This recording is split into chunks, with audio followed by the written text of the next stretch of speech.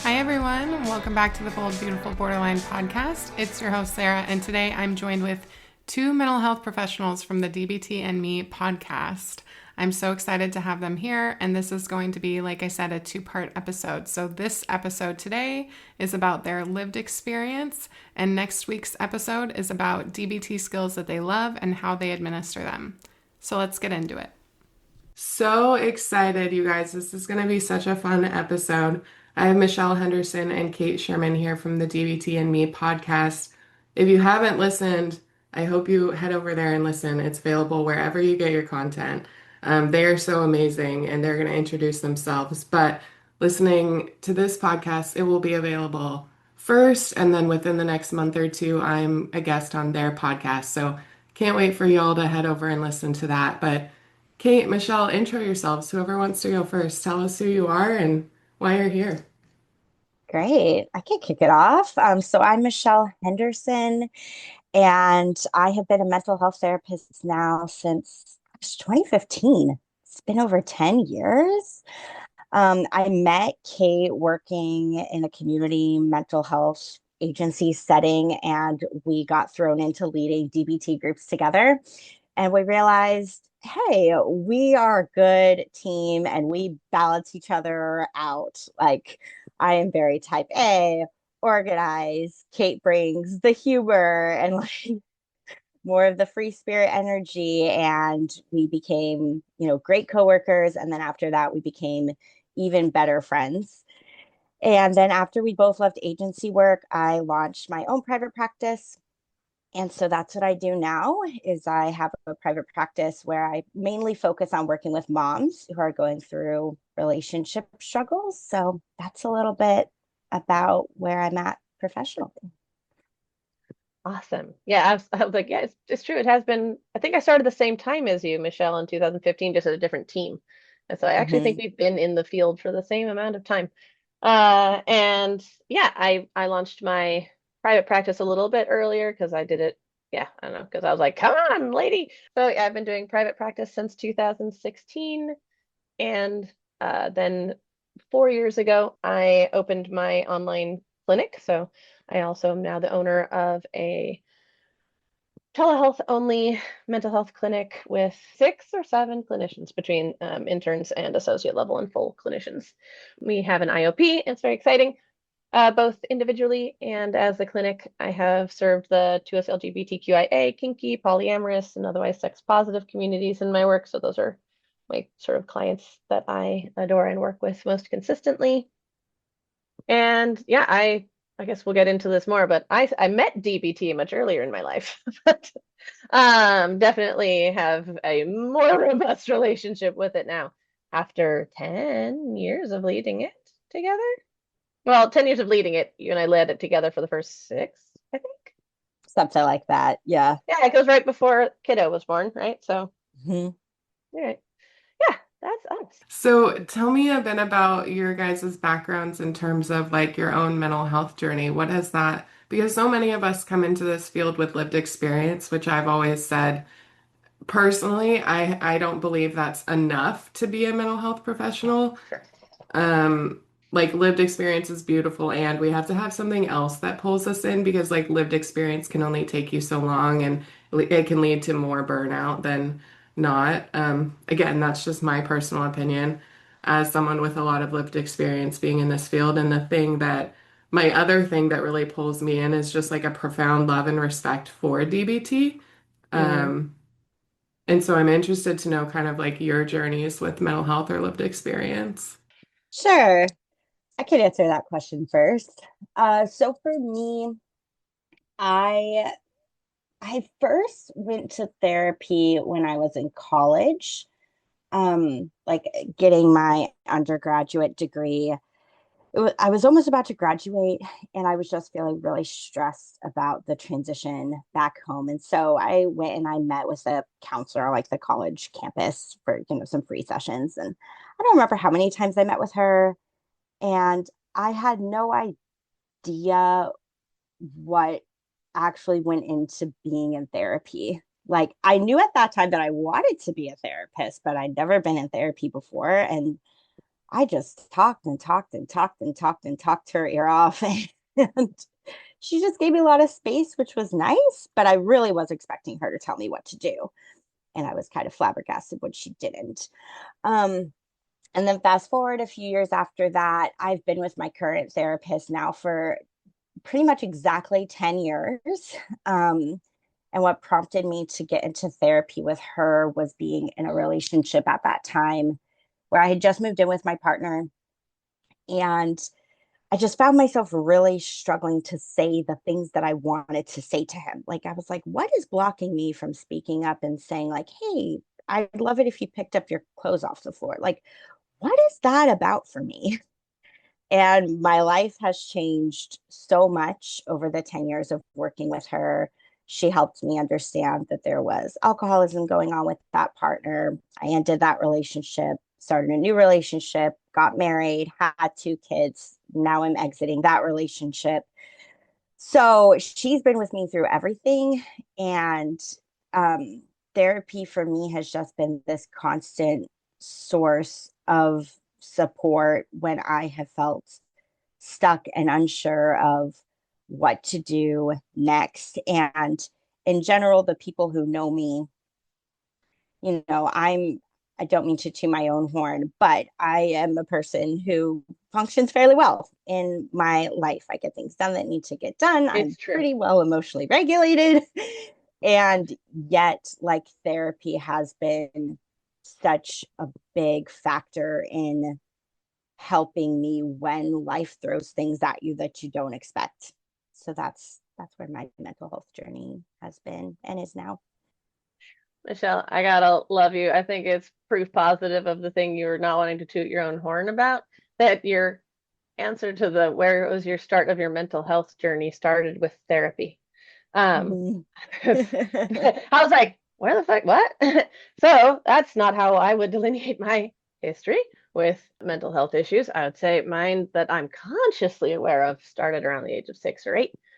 Um, but now that I'm a therapist and I know more about attachment styles and all that happy hooey, nah, I'm pretty much born into that. But I didn't notice it until I was about that age, and that's when suicidal ideation started for me. Was about somewhere in there. I was about age 6 to 8. Um, and yeah, I would say that for uh, like how much detail is important. Not too many years after that, self-harm became a piece of my universe that is still an issue. I've been struggling. I still struggle with it. I've had recent relapses. If that's a language you guys use, I never know what to say. I had done it again when I don't want to, which feels like what a relapse is. But I know not everybody likes sort of addiction language around it. So yeah, that entered my life as relatively young human also and has stuck around ever since. The vast majority of my young and into my mid 20s existence, I would say that I had a quiet but constant background of just profound self-hatred.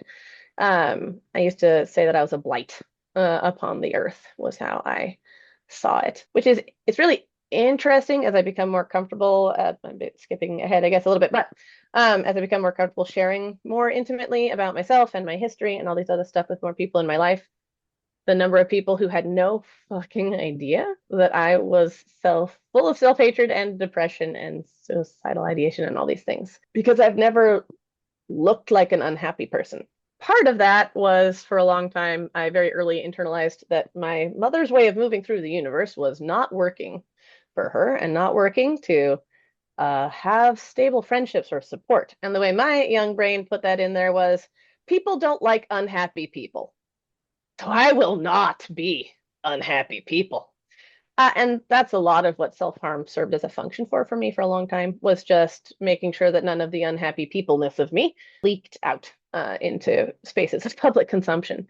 But the other thing I think that I've learned is a little bit interestingly distinguished from a lot of other folks' experience, and I think is part of why I don't always appear as mentally ill as I can experience myself as being, is that my issues have always been with me, with myself, and not with my life. Like I love life. I mean, small term A from ABC, right? Accumulating positive emotions in the short term. That's like what I'm known for. Like I get genuinely excited about the tiniest things. And I notice beauty everywhere. And I'm just so enthralled with other things and people in the world and stuff. And so people see that enthusiasm, I think, and that joy in the outside experience and don't have a lot of thought that there's other more tumultuous and unpleasant things going on the inside. It's like I think now this might belong on, as my friends say, my slideshow for my neuroatypicality, but I didn't know that for a long time. I've just never quite understood why people had a problem being naked around other people. I'm just like, you guys really think clothes hide that much and we don't know what human anatomy is? Why does this matter? Like now I'm better understanding where some of my weird comes from. But similarly, people can't imagine that someone, walking around naked would hate their body. Right. And I definitely struggle with intense body image issues. Again, it just didn't make sense. I'm like, I know what my body is. You know what my body is, naked or not. Why would that impact my body image issues, right? But I'm realizing that for a lot of my life, my world wasn't responding to me necessarily like the experience that I was living because I wasn't presenting in the way that was expected for those things. I briefly went through some therapy at age 15, I think. I was gonna say no offense, but actually full offense. I don't know how to deal with this human being's name is, but she was shit. I hated that therapist. She didn't listen to me a whit. She tried to tell me that my self-harm was OCD. Like I was like, no, none of the things you're saying feel like what I experienced. Like anyway, she put me on meds that were inappropriate. So maybe she was, I don't know if she talked to my PCP or was a psychiatrist. I don't know. My dad put me as this human to try and curb my self-harm. That was why I was there. And at 15, I decided that the way my body was behaving with SSRIs, that I'd rather be self-harming than live that existence because that whole loving life thing, that went away with SSRIs entirely. I become a zombie. And I was like, man, I'd rather have high highs and low lows than nothing. So oh, hey, word to the wise, I support autonomy around meds. Also, don't just DC, don't cold turkey that shit. I cannot recommend that experience, which I did as a teenager because I was just like, I'm done with this. So I just started basically not taking them when my dad distributed them to me. And brain zaps are terrible. Do not recommend. 0 out of 10. So even getting off, do it responsibly. So yeah, I hated that person and I didn't stay with her very long and I don't think she did me a whit of good. So I don't often think of her as part of my therapy journey because the rest of my therapy journey has been so amazingly positive for me. Then I'm just like, nah, I toss you out of the storyline a little bit. Yeah, I definitely, like I said, continue to struggle with self-harm. It was escalating for a lot of my younger life.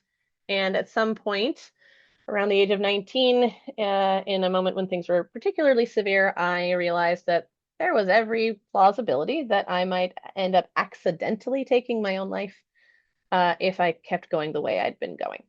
And that's not what I was trying to do, right? I know there are people out there who have the opinion, yes, that any self-harm is really suicidality, but that is not my experience in any way, shape, or form.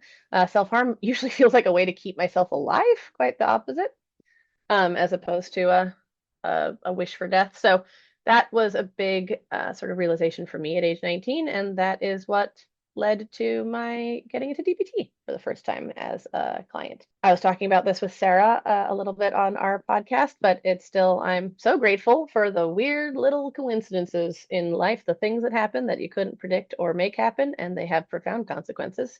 When I was 19, my aunt, who lives in California, saw some sort of TV special or interview or something by Marsha Linehan. And she was like, I think this might be helpful for Kate. And so she called my mother, who my mother knows. I will say, there's lots of things you can say about my mother that may be negative, but she is a force of fucking nature. And if she is on your side, that's amazing. And so, she was like, cool, Marsha Linehan, that's the chick who does this? All right, I'm going to get my daughter in with Marsha Linehan. And my mother, in fact, reached out to Marsha Linehan to try and get me as a client with her. Marsha's like, I don't work with individual clients anymore, you weird human being. And so mom got passed around to a couple of people like, nah, it's still too high up in the chain for what you're looking for. Until I landed with what was then the DBT Center of Seattle. I think now it's the Evidence-Based Treatment Center of Seattle, something like that. I got to do a full, wasn't quite gold star as I understand it now, but a pretty closer to typical DBT experience. Have to sign the contract for doing it for at least 9 months, and group every week and individual therapy every week. And if you hadn't progressed to their liking by the end of the groups, you had to recommit to another 9 months going through all the groups, blah, blah, blah, blah, blah. And I don't know why it always feels melodramatic to me when I say it, but I think it saved my life. I mean, did I 100% walk away with I mean, I was 19. I definitely did not just like, I've learned it all and then just keep it going for the entire rest of my adult life. A lot of teaching it has done a lot to bring it back into like as a practice into my world. But I got enough of what I needed from it to stay extant. And so yeah, I did that for, I think I only went one round of the groups, but I stayed with the individual therapist through to I think for another year or two. I saw her intermittently a couple of other times after that. I got with sounds like a dating app. I started seeing my current therapist. I do believe that this May makes 15 years ago. I've been with my therapist for a hot fucking minute. Was recommended to me by another person who was in grad school with me, which that sort of makes me think about, Sarah, you talking about being a professional in this realm with mental health issues. As someone who was self-harming a whole heck of a lot through grad school, I had a lot of grave misgivings. I'm like, man, do you think maybe I should know what my ducks are if I'm going to try and help other people get theirs in a row? Like, I was having some problems. That being said, I don't know if this resonates for anybody else, but the way that I still self-soothe around being someone with mental health issues who is also a therapist is the phrase, I'd rather learn about sex from a sex worker than a nun. Right. So again, I agree. It's not enough in and of itself, but I needed to focus in on how it gave me empathy and lived experience to be able to draw from and all these other things instead of just making me a fraud, right? Which is sort of how my brain tended towards feeling.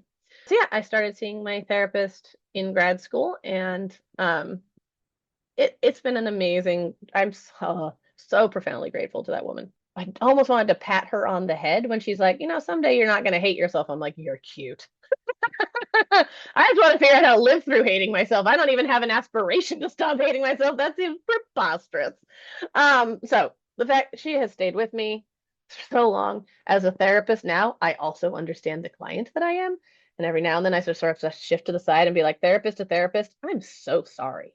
Anyway, back to being a client. I'm obnoxious. I've almost never, I do so little of the homework I've ever been given. Like I am not a particularly, I would say, gratifying necessarily to work with clients. It's not real swift progress. I'm not necessarily doing the things that are recommended. So I'm so grateful that she has stuck it out with me. It has been a true war of attrition with my self-hatred over the years. And amazingly, I would say that I don't hate myself anymore. I'm not always like, fuck yeah, I'm awesome. But I've settled into a pretty decent state of, I think, just feels like sort of self-recognition. Like there's goods, there's bads. Everybody is that way. It's what it is. And that's so much further than I ever thought I was gonna get around self-regard. Yeah, it's been amazing. She definitely weaves some amount of DBT in, but mostly that work does not focus on that. And so I didn't really start again, sort of integrating it more as a practice back into my life consciously until Michelle and I started teaching it again. And then I was like, oh, right, all this stuff. I was listening to you thinking, I wonder what are your pronouns? Oh, yeah, she, her. Thank you for asking. Yeah. Well, I wonder how she relates to the idea of a borderline diagnosis. Like, have Yeah. you considered that? Or because there's Oh, so many yeah. things that tend that way, but then there were other things that I didn't hear also. Thank you for asking that. That's a piece of the puzzle that actually does feel important. Part of getting into the DBT Center of Seattle when I was 19 was, I don't know if it was like the MMPI now that I know what that is, but I took some sort of incredibly long assessment, etc. And at that time, they did diagnose me with BPD, with borderline. That being said, even they were like, well, we think you have it, but sometimes the things are showing up like the same basis, but the inverse of how they usually present, which always seemed a little bit weird to me. My mother, okay, you're not supposed to diagnose your family. My mother won't ever go to therapy, so asterisk, disclaimer, whatever. My mom has borderline personality disorder for sure. What I think I realize better now is that it rubs off, right? Like there's things that instead of it necessarily being like core to me and who I am and how I function, it's just how I learned to be from that being my model. So I was diagnosed with it at the time, and I sort of dove headfirst into it. And for a while, I felt very attached to the diagnosis. I will say that it was basically working with my current therapist. She sort of pried me loose from that. She's like, I don't think it's true. I think you have self-harm, which a lot of people just barely. I've had a psychiatrist that I worked with in community mental health looked dead at me and said, if someone self-harms, they have BPD. And I was like, wow. Also felt like just a super jab because that was a job where I got flack for allowing things that showed my self-harm in any way, shape, or form to be visible. So I'm like, you fucking know, you know you're saying this about me in this moment. Anyway, that was really annoying. So yeah, I definitely identified with it for several years. And then I think over the years of working with my therapist, we've sort of parceled it out to I have a lot of stuff that I learned from my mother that I've been able to let go of. I do think in the nature versus nurture sort of thing, I do believe that I probably have a lot of some of the genetic components with the like overactive limbic system and things like that, some beefy amygdala, because I do seem to have a little bit of a bigger baseline emotional response to the world around me. But if I ever did, I would not say I currently would qualify for the diagnosis. But yeah, it's definitely been an interesting piece of the journey was to get diagnosed with that pretty young and then be like, yes. And then people like, no, I'm like, yes, no, oh, maybe no. So it's definitely been a way. But because of it and because of my mother, I will say that one of the things that's been incredibly important to me since day one in grad school, when I started to realize how much fucking stigma there is about BPD, is I was incredibly loud and obnoxious throughout grad school, like, what in the fuck buckets? Oh, you do not get to talk about people that way. Anyway, I was so annoyed by that. I'm really angry at how grad school, on average, talks about folks who are in that category. So, yeah. So I'm glad in its own weird way that I still identified as having that through grad school because I think it helps bolster my like, hey now, way of sort of showing up in the space. Yeah, I was relating to your experience a lot. So I was just kind of wondering kind of like where you were at with that. And that's really interesting. Um, I also had a moment with self-harm where I was like, oh, I really have to get this together. My therapist was like, Sarah, like if you continue down this road, you're going to get a brain injury. Like there's no way around that. And so that was one of those moments where it was like, oh shit, I better take this seriously because I don't want that outcome. And you had that same, like, I don't want to Yeah. accidentally die, right? So, and Michelle, I'm interested. So you said you hadn't gone to therapy, which is like totally the opposite of Kate and I. I went to therapy very Yep. young for self-harm. That was my parents put me in when they found out I was self-harming as a teenager, somewhere in middle school. And you were like, I want to be a therapist, but I've never experienced this therapy. Tell me why the hell did you want to be like, was it just that drive to be in service of others or what? Like, what was the drive there? Well, I spent most of my childhood actually wanting to become a professional ballet dancer. So I danced pretty intensively. And all throughout high school, I was dancing like 5, 6 days a week at like the best ballet school in the Seattle area. And then when I was 17, I had a hip injury. And so my plan at that time was that once I graduated high school, I was going to start auditioning for major ballet companies and go that route. But then with this hip injury, I was like, well, I'm not going to be able to become a professional dancer anymore. And I started thinking about like, well, what else can I do? Like, what else am I good at? Because that was so much a part of my identity growing up. And I was in some kind of like, I don't remember exactly what it was, career counseling class thing in school. And I came across the term a psychologist. And I was like, huh. I was like, well, I'm good at talking to people. My friends have always said that I'm the person they trust with their problems. So maybe I would be good at that, I guess. And then once I actually started taking psychology classes, I found it just fascinating. But I think what you're really highlighting, which is true, my upbringing was very different from Kate's. Kate, I think you've said it this way before of like, I managed to like get out of childhood like pretty much trauma free, Yeah, unscathed, just wild. I'm like, here, I'm like, unscathed. you precious Yeah. little creature. I just want to like wrap you in padding. I'm like, how did you make it to adulthood that way? I must protect it. Yeah. I've been very fortunate in my life with the stability um, that I've had so that I, yes, made the decision first to go into the field before I actually had any experiences as a client. And then, yeah, in adulthood, which I haven't shared yet, but yes, there have been certain experiences I've had in adulthood where I've been like, well, thank God therapy was there for me when I really needed it, and life threw me curveballs and some losses that I did not expect to have and things like that. But yes, my story is it's very different from Kate's, and from what I know of your story, Sarah, with what you shared on our podcast. Yeah, like very different from yours. And I'm so glad, Kate, that you just shared so much of your story with Sarah's audience, because I think it's going to be really inspiring to so many of her listeners.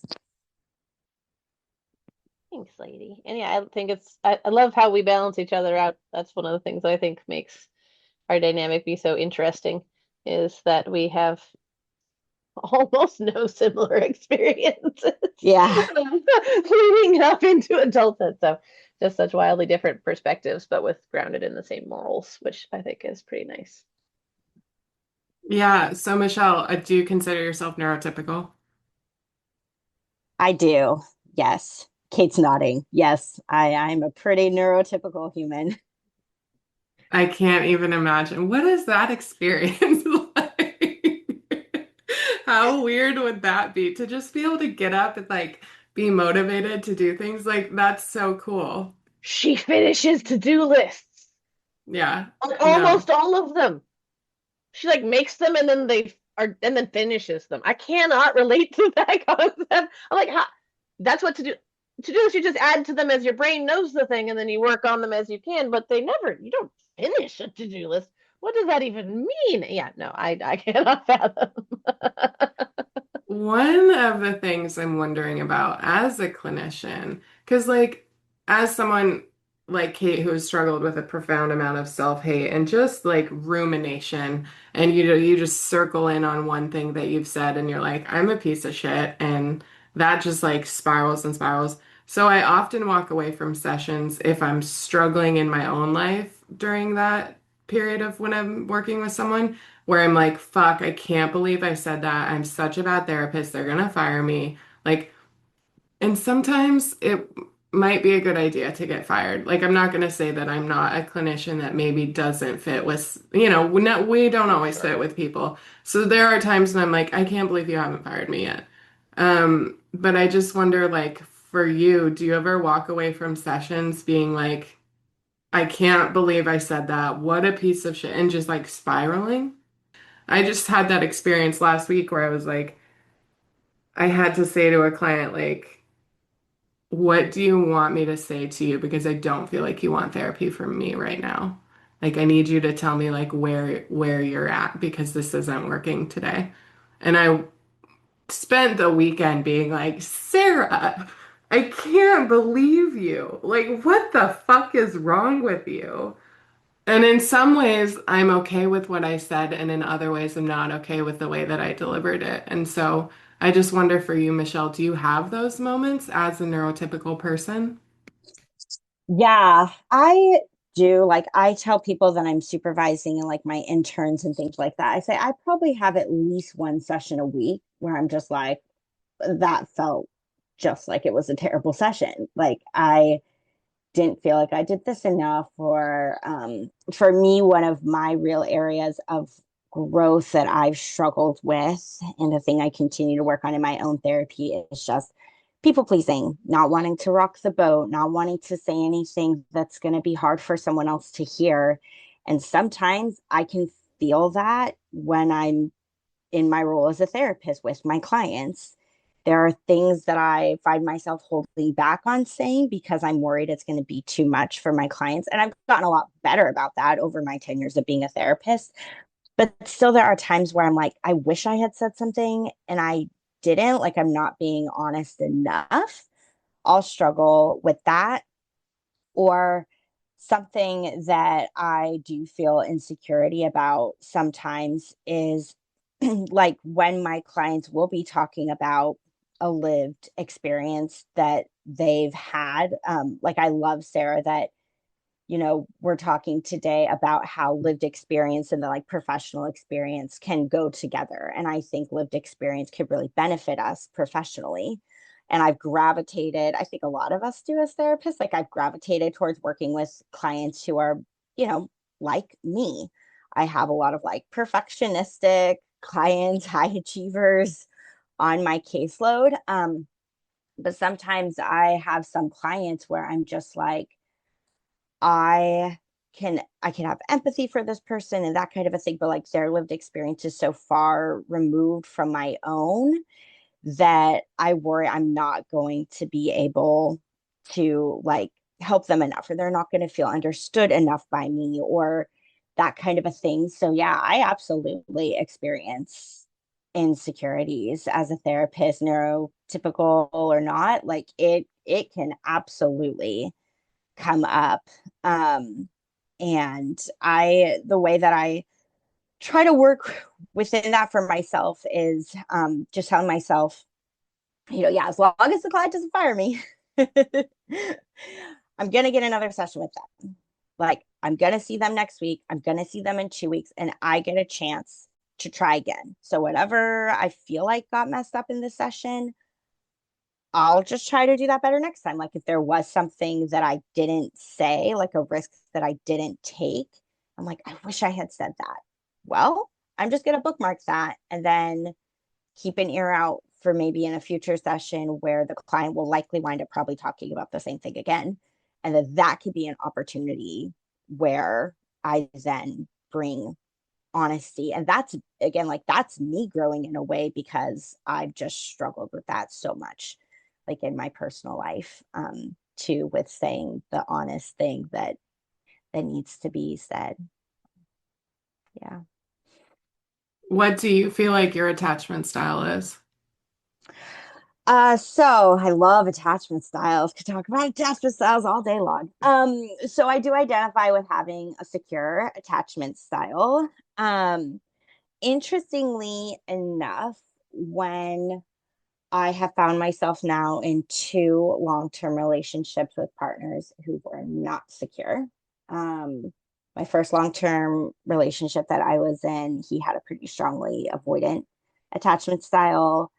And then my now soon to be ex-husband has a very disorganized attachment style. I can find myself sometimes when I'm not also feeling a secure attachment with like another person, that sometimes I can start to lean a little avoidant, just like, I'm just not going to open up to you anymore. Gonna, I'm just going to do my own thing. Like for me, I just start to become like, I've got this. I'm independent. I don't need you. I can start leaning in that direction. Um, but when I find myself in healthy connection with other people, whether it be with my friends like Kate or, family members or things like that, then I feel like I can really show up as the secure attachment style that I feel like I do have at my core. Yeah, that's beautiful. I don't feel like I meet too many people with secure attachment. And like you're going through a divorce, right? My ex-wife and I both were very avoidantly attached. But when we finally came together, shit would just like blow up. And mostly because of my stuff and um how I was responding to her avoidant, because then like when I finally could lean in, I became very anxious, like and disorganized, and the whole thing was just a mess. But I hope that your divorce is going much better than mine went. I'll just say that. It goes up and down, I think, as all divorces do to some degree. But for me, and I think this speaks a little bit to, you bringing up the topic of attachment styles, like I knew very clearly for myself that once I told him that I wanted a divorce, I was not going to stay living in the same house as him. Nope. So I had a plan. Kate was very helpful in helping me create this plan and I talked with my parents and I said, I'm going to be telling him that I want a divorce and I would like to move back home and live with you guys for a while I figure out my next steps. Because I knew that if I were to stay in that dynamic with him, I could feel myself like over these last few months leading up to me actually telling him I wanted the divorce. I could feel myself in our conflict, like becoming a little like just just more dysregulated within myself. Like there were times where I was acting in ways I was like, I don't feel good about how I'm acting. Like now I'm starting to raise my voice the same way you raise your voice at me. Like that's not how I want to be. I don't want to be embroiled in this dynamic day to day while trying to navigate separating our lives. Like that for me needs to be done at a distance. And it has been so much better for my nervous system to have moved out and been in a space where I'm around other people now on a day-to-day basis. I mean, don't get me wrong, relationships with parents are their own things. It can be challenging, but to just not have to deal with what he was starting to really activate in me. And so I hear you with that, Sarah, that like for you and your ex-wife, it was like you could tell that you were activating things in each other that it was like, this is not good. This is not healthy. And I was really starting to sense that too with him. Yeah, I mean, I'm just so proud of you that you kind of recognized that early and made that choice because, like, you prevented so much harm for yourself and your kids, right? So that's beautiful.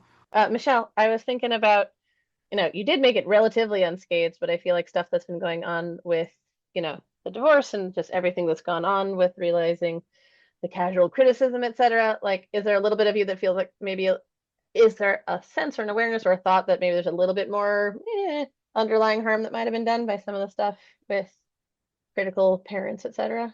My brain has just been percolating on that. Yeah, yes. Even though like Kate and I just as friends, we've been having conversations lately about trauma a lot. Like, and I was telling Kate, I think everyone can have a different perspective of what is trauma and who experiences it and that kind of a thing. And I'm a big fan of the like big T trauma, little T trauma framework. Um, and I think in general, just because we're human, everyone's going to go through little T traumas. And I think what Kate was kind of asking me about there is that, like, even though I grew up in a very stable home environment, I mean, I'm in my childhood bedroom right now recording this for all of you. Like, my parents have lived in the same house since 1986. Like, I never moved. My parents are still married, like all of these things. And also, like, something that I experienced with my mom growing up on like a daily basis. I love Kate's term, like casual criticism, just every day. Like, wasn't abusive, nothing like that, but just a lot of perfectionism, a lot of feeling like things that I would do were not good enough. And then it took me a long time to see this, but I was experiencing that in my marriage. Um, and it took me so long to see it because I was so used to it growing up. It didn't even like register for me. And then Kate, amazing friend that she is, after my daughter was born, came and lived with us for 2 weeks to lend a hand and just be an extra supportive adult in the household, especially for my son, who was like 2 at the time that my daughter was born. And I was like, I just had a C-section. I can't do like any practical childcare for him for 6 weeks. Like, what is this going to look like?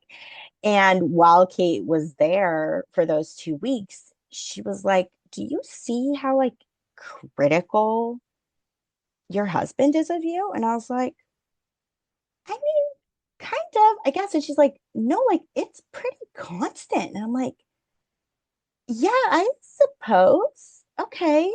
Yeah. And it took me a little bit to like connect those dots, and that was about like, yeah, 2 years ago now when we were having those conversations when Kate was living with me. So, yeah, I think all of that is to say that there can be these things that we may experience in childhood that really we don't think anything of at the time, but then can come back up in adulthood.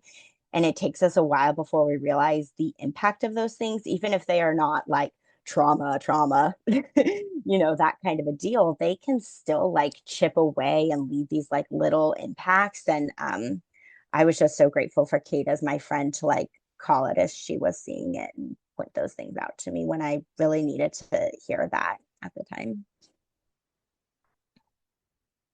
Yeah, that must have been overwhelming though, like having a new baby, a 2-year-old, and then a friend saying like, "Have you noticed this thing about your marriage?" I would have just been like, "Maybe you could shut up for just like 5 minutes."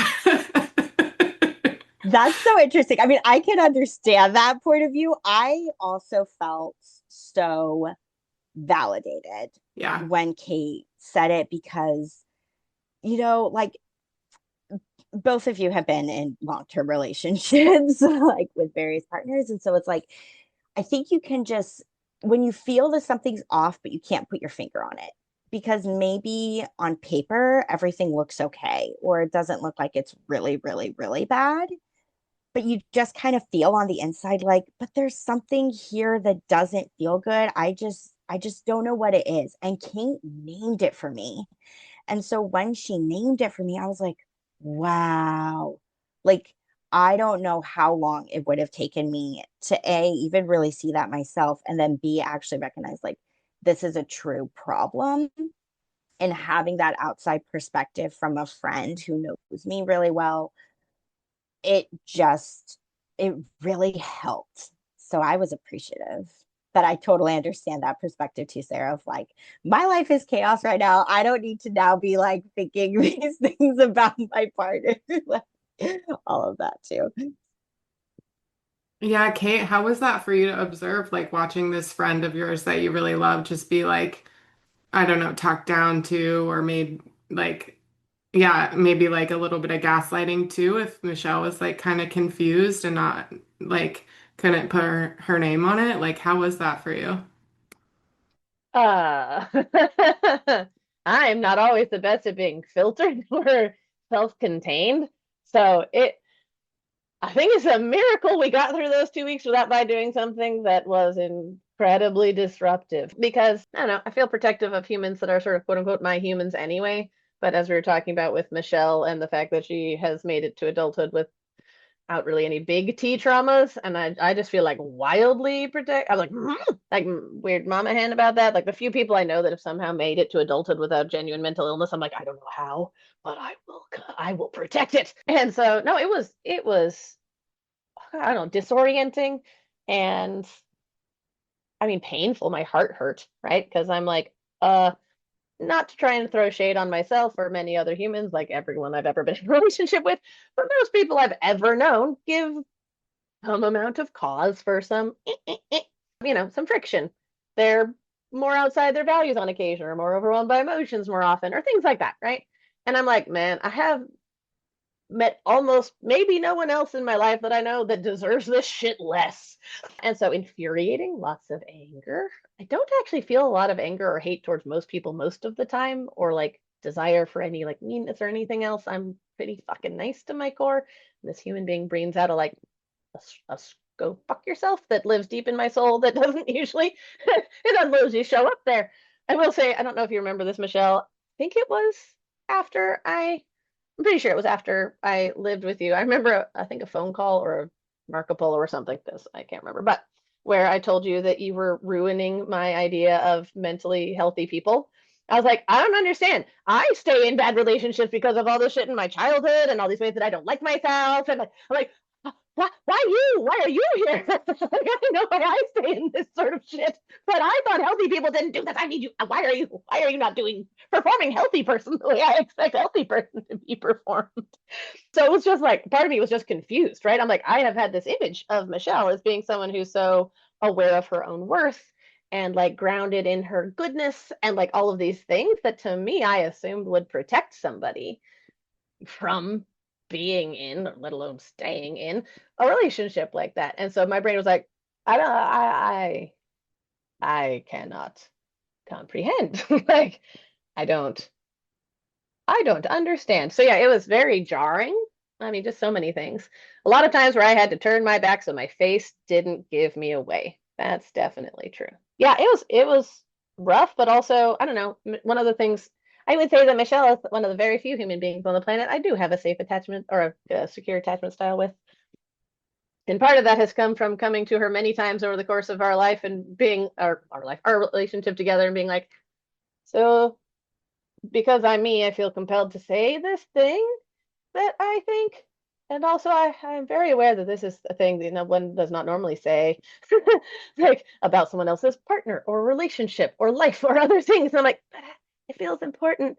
And Michelle has never been like, go fuck yourself. That's not your, that's not your place, or you're entirely inaccurate or other things.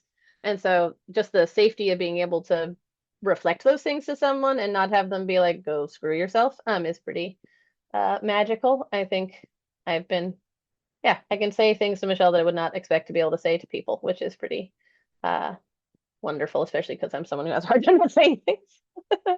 So yeah, hard, but so grateful that it was somebody that I could come to and say that to, and who would listen to me, who would take me seriously. Like, I think a lot of my trauma has led to me not thinking I'm necessarily going to be taken seriously all the time. And so to have, instead of it to get brushed off or, ignored or cause insults, to have her like really, I think, sit with it and consider what I was saying and observing is really, it does a lot to help heal stuff for me, to be treated like my opinions have value like that. Yeah, that's beautiful. Okay, everyone, that's going to be the end of our first episode with Kate and Michelle. Next week, they'll be back to talk more about DBT skills. Hi, listeners. Thank you for tuning in to the Bold, Beautiful Borderline podcast. I hope you enjoyed the episode today. If you liked what you heard, don't forget to subscribe, rate, and leave a review on Apple, Spotify, or wherever you get your content. That is super helpful for me. It helps us find additional folks who want to listen to the show, want to feel seen, family members who want to learn, and partners who want to understand. If you want to follow along to more than just the podcast, find us on Instagram at Bold Beautiful Borderline, find me at Borderline from Hell, or head over to boldbeautifulborderline.com, where there's information, resources, a place to leave a voicemail to be heard on the podcast, which I love, and just general content. All of that information can be found in the show notes. And if you want to get exclusive content, which is bonus episodes, journal prompts, worksheets, all sorts of extra stuff, sometimes videos of me with my hair very crazy with kind of impulsive borderline rants, head over to Patreon and consider becoming a member. That is super helpful with creating content that allows me to destigmatize BPD and all of the other wild mental health struggles that we discuss on the podcast. A huge thanks to everyone who joins on the podcast to share their story and just generally helps keep this thing alive. Especially my friend Corey Evans from the Evergreen Band. He produced and created the music that is the intro and outro for this show, as well as the cover art that was created by my husband, Talon Abbott. Their information is found in the show notes. All of the information discussed in the podcast is purely personal experience. This is not medical recommendations. This is not therapy recommendations. There's no producer for this show. It's all me.